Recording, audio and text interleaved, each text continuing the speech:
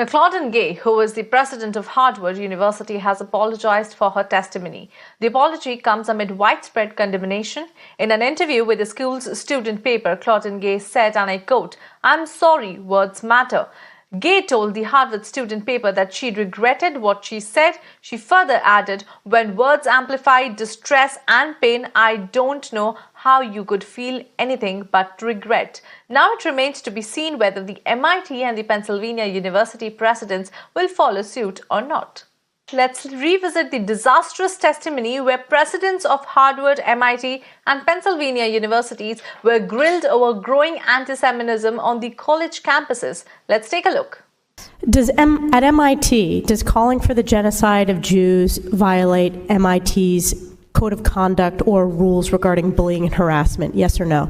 If targeted at individuals, not making public statements. Yes or no?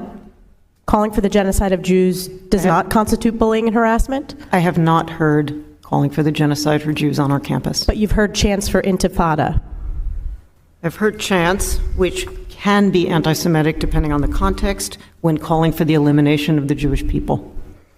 So those would not be according to the MIT's code of conduct or rules?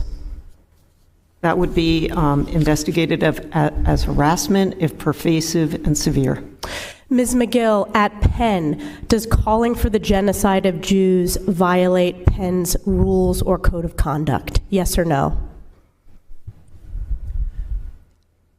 If the speech turns into conduct, it can be harassment, yes. I am asking specifically calling for the genocide of Jews. Does that constitute bullying or harassment?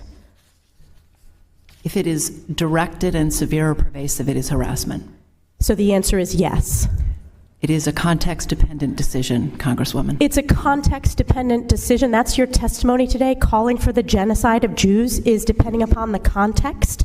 That is not bullying or harassment. This is the easiest question to answer yes, Ms. McGill. So is your testimony that you will not answer yes? If the speech becomes conduct, it can be harassment, yes. Conduct meaning committing the act of genocide? The speech is not harassment? This is unacceptable, Ms. McGill. I'm going to give you one more opportunity for the world to see your answer.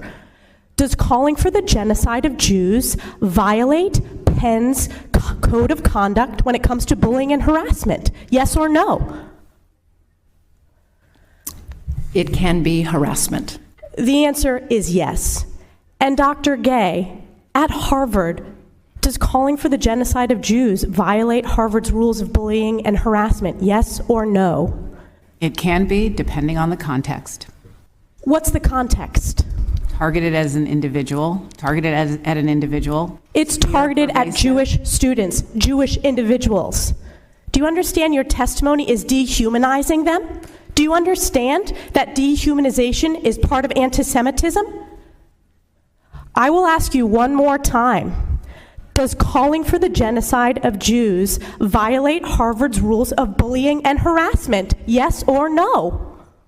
Anti-Semitic rhetoric. And is it anti-Semitic rhetoric? Anti-Semitic rhetoric, when it crosses into conduct that amounts to bullying, harassment, intimidation, that is actionable conduct, and we do take action. So the answer is yes, that calling for the genocide of Jews violates Harvard Code of Conduct, correct? Again, it depends on the context. It does not depend on the context. The answer is yes, and this is why you should resign. These are unacceptable answers across the board.